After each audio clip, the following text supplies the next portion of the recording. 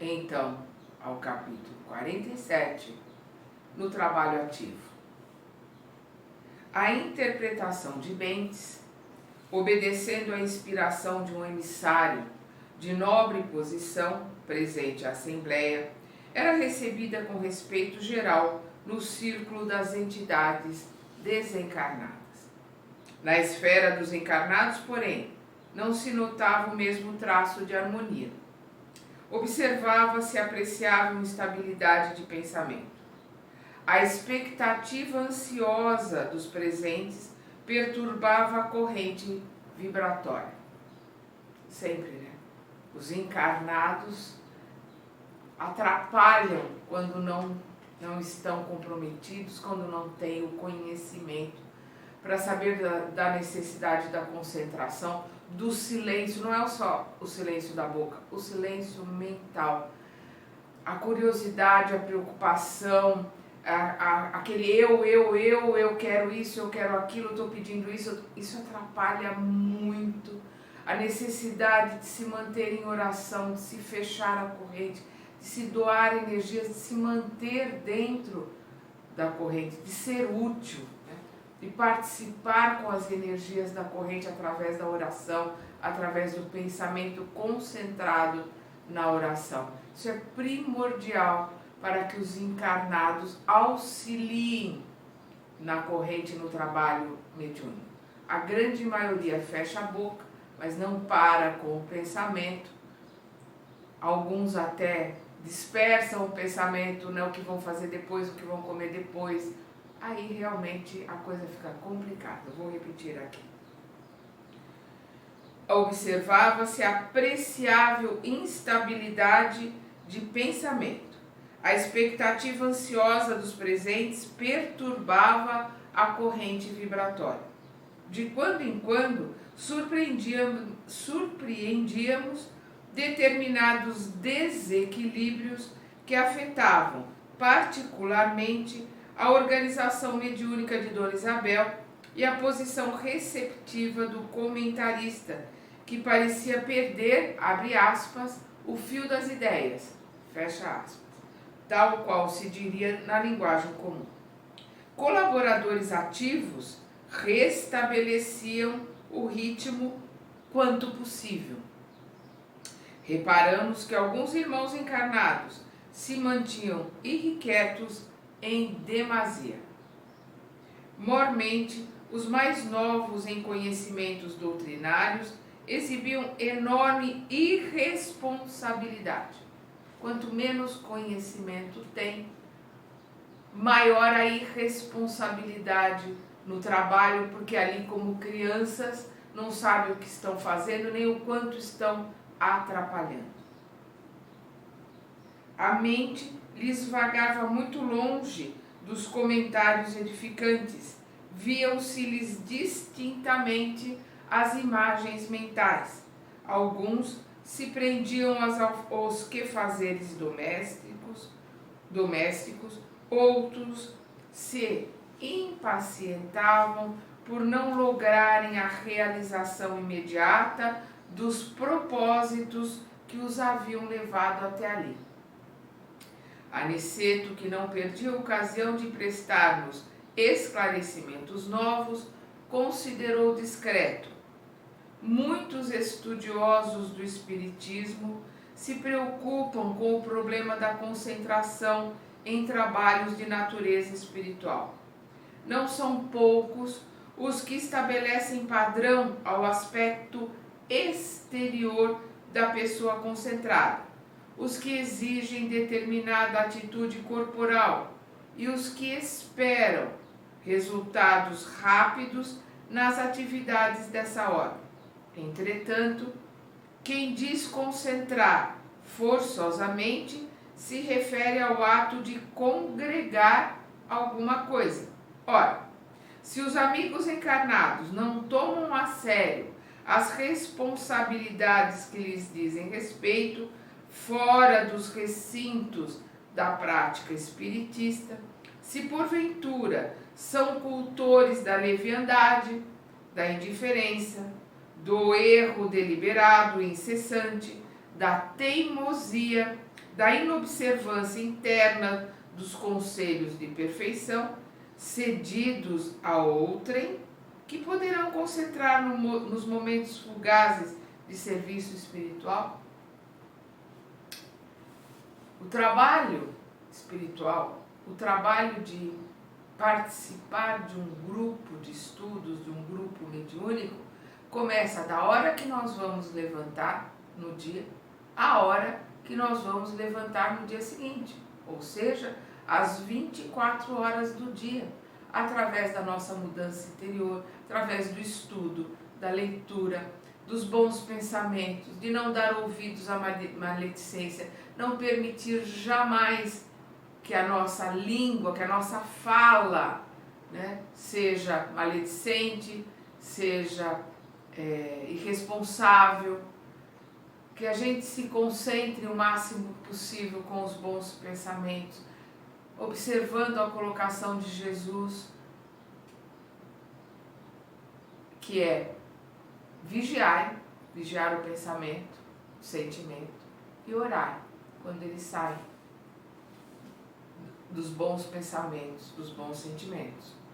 Se nós observarmos isso nas 24 horas por dia, aquela 1 hora ou 1h30, 2 horas que estamos ali no estudo ou numa sessão mediúnica, fica bem mais fácil se concentrar, se manter em oração, porque já faz parte da nossa vida. Quem tem uma vida deslocada vai se concentrar no quê? Como que vai aquietar a mente durante 1 hora de uma sessão ou de um trabalho mediúnico? É isso que ele está colocando aqui. Eu vou repetir. Ora, se os amigos encarnados não tomam a sério as responsabilidades que lhes dizem respeito fora dos recintos de prática espiritista, se, porventura, são cultores de leviandade, da indiferença, do erro deliberado e incessante, da teimosia, da inobservância interna dos conselhos de perfeição cedidos a outrem, que poderão concentrar nos momentos fugazes de serviço espiritual? Boa concentração exige vida reta. Para que os nossos pensamentos se congreguem uns aos outros, fornecendo o potencial de nobre união para o bem, é indispensável o trabalho preparatório de atividades mentais na meditação de ordem superior. A atitude íntima de relaxamento ante as lições evangélicas recebidas não pode conferir ao crente ou ao cooperador a concentração de forças espirituais no serviço de elevação, tão só porque estes se entreguem apenas por alguns minutos na semana a pensamentos compulsórios de amor cristão. Como vem, o assunto é complexo e demanda longas considerações e ensinamentos. Reparei com mais atenção os circunstantes encarnados. Não fosse o devotamento dos colaboradores do nosso plano, tornar-se-ia impossível qualquer proveito concreto. Eu vou repetir. Reparei com mais atenção os circunstantes encarnados. Não fosse o devotamento dos colaboradores do nosso plano, que é do plano espiritual, tornar-se-ia impossível qualquer proveito concreto. Olha a que ponto a irresponsabilidade nossa, dos encarnados, chega, né, como atrapalha a nossa irresponsabilidade, a nossa falta de conhecimento, a nossa falta de estudo. Isidoro e outros amigos devotados trabalhavam com ardor, despertando alguns dorminhocos e reajustando o pensamento dos invigilantes para neutralizar determinadas influências nocivas. Eu vou repetir. Isidoro e outros amigos devotados trabalhavam com ardor. Isidoro e outros amigos devotados trabalhavam com ardor, despertando alguns dorminhocos e reajustando o pensamento dos invigilantes para neutralizar determinadas influências nocivas. Eu reconhecia que os benefícios imediatos da doutrinação de Bentes eram muito mais visíveis entre os desencarnados. Os desencarnados presentes no estudo e numa reunião mediúnica aproveitam muito mais do que os encarnados. Infelizmente, nós não estamos, na grande maioria, preparados pelo nosso livre-arbítrio, pelas nossas escolhas. Nós não nos preparamos para aproveitar a reunião. Os desencarnados se preparam mais, estão numa situação mais clara, sabem da necessidade de aproveitar os ensinamentos que são colocados ali. No grupo destes, no grupo dos desencarnados, não havia um só que não recebesse consolações diretas e sublime conforto. Fim da interpretação. Pouco antes de se entregar Dona Isabel ao trabalho do receituário, observei que uma senhora desencarnada se aproximara de Isidoro pedindo emocionada: ser-lhe-á possível, meu irmão, entender-se por mim com os nossos orientadores quanto à possibilidade de me comunicar diretamente com minha filha presente à reunião? Estou certa de que, com a permissão devida, Dona Isabel me atenderá à angústia materna.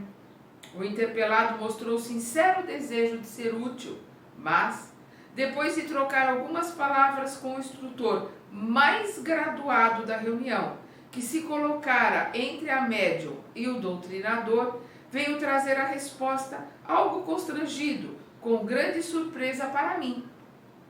Minha irmã, disse ele, o nosso nobre Anselmo não julga viável o seu pedido. Asseverou que sua filhinha ainda não está em condições de receber essa bênção. Ela tem necessidade de testemunhar agora o que aprendeu do seu exemplo no mundo e precisa permanecer no campo da oportunidade sem repousar indevidamente nos seus braços. Então, o que ele está colocando ali? Ela não estava ainda preparada para receber o auxílio materno e, se a mãe ali lhe desse uma ajuda através da médium, se apresentando ali, ela iria usar a mãe como muleta, como deve ter usado a vida toda enquanto a mãe estava encarnada, de jogar para a mãe a responsabilidade de resolver os seus problemas. Então ela precisava mostrar o que ela aprendeu, ela precisava caminhar com as próprias pernas e com as suas escolhas, com o seu livre-arbítrio, mostrar o que verdadeiramente aprendeu. É isso que o instrutor está colocando ali para ela. E como a senhora denotasse tristeza, Isidoro continuou com um tom fraternal: não somente por isso, minha amiga, nosso instrutor se vê forçado a desatender. A medida traria inconveniente grave para o seu treinamento maternal. No estado evolutivo em que se encontra, e considerando o velho hábito adquirido, a filhinha se agarraria excessivamente ao seu auxílio. Prender-se-ia a mãezinha afetuosa e sensível, e talvez a irmã se visse perturbada em sua nova carreira espiritual. Então ela se agarraria excessivamente à mãe, estaria o tempo todo invocando a mãe, e a mãe seria prejudicada na sua nova carreira, na sua nova vida. Ela talvez não conseguisse se manter à distância no seu aprendizado. Aí ele continua aqui: ela precisa estar mais livre para testemunhar, enquanto o seu coração deve permanecer em liberdade por nobre merecimento conquistado ao preço do seu suor e lágrimas, quando na terra. Considerando, embora, o caráter sagrado do amor em sua afeição maternal, nossos orientadores não podem conceder à sua filha o direito de perturbá-la. Compreende? não se atormente com esta impossibilidade transitória. Por que transitória? A hora que a filha comprovar que aprendeu, melhorar, estiver numa posição melhor, o plano espiritual vai poder atender de alguma forma o pedido dessa mãe. Vamos ver aqui, ele continua. Lembre-se de que todos somos filhos de Deus. O Senhor terá recursos para atender a jovem em seu lugar. Quanto ao mais, alegremos em nossos serviços. Recorde que o auxílio não se verificará pelo processo direto, mas podemos recorrer ao método indireto.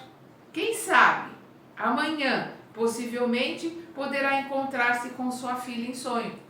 Então, quem sabe, né, a filha melhorando, a mãe ali não se apegando tanto, porque a preocupação deles é que a mãe se envolva, se apegue demais e atrapalhe o seu deslanchar, né? a sua continuidade, o seu aprendizado ali no mundo espiritual. Mas quem sabe, amanhã, com as coisas se modificando um pouco, não poderemos, pelo método indireto, em sonho, ela conversar com a filha, em desdobramento da filha durante o sono.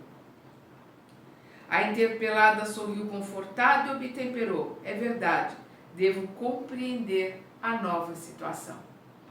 Nesse instante, acercou-se de Isidora uma entidade amiga que solicitou: meu caro, estimaria suas providências junto dos receitistas para que forneçam novas indicações ao Amaro. Meu sobrinho necessita de amparo à saúde física. O esposo espiritual de Isabel tomou uma expressão significativa e respondeu: não posso, meu amigo, não posso. Se Amaro pedir e os receitistas cederem, tudo estará muito bem. Mas você não ignora que o nosso doente é muito rebelde. Já lhe providenciei a obtenção de conselhos médicos do nosso plano por 5 vezes, sem que ele correspondesse aos nossos esforços. Não se resolve a adquirir os remédios indicados e, quando os obtém por obséquio de amigos, despreza os horários e julga-se superior ao método. Então, eles por 5 vezes atenderam, ele não se preocupa em obter os remédios, e quando os amigos fornecem os remédios para ele, ele não se atenta aos horários, ele acha que sabe mais do que aqueles que o estão ajudando, ou seja, o seu orgulho e a sua vaidade fazem com que ele ache que não precise dessa ajuda, ele despreza a ajuda que está recebendo. Vamos lembrar, Jesus não se deve jogar pérolas aos porcos. Então o plano espiritual que está colocando, por mais que ele como tio queira ajudar o sobrinho, eles não podem mais jogar pérolas aos porcos. O sobrinho tem que se modificar, o sobrinho tem que buscar o merecimento para receber novamente a ajuda. Aí ele continua aqui, que esse sobrinho, né, critica mordazmente as indicações obtidas e serve-se delas com desprezo. Naturalmente não estou agastado com isso, como adulto que não se aborrece com as brincadeiras de uma criança. Então, o Isidoro, né, o esposo da Isabel, ele não está chateado pelas reações porque aquele sobrinho dele, o Amaro, está fazendo. Ele o trata como ele é, uma criança irresponsável, uma criança que precisa aprender. Ele não está chateado com isso. Mas, enquanto essa criança não queira aprender pela sua vontade, não adianta impor a ela, né, estudos ou colocações que ela não vai querer ouvir.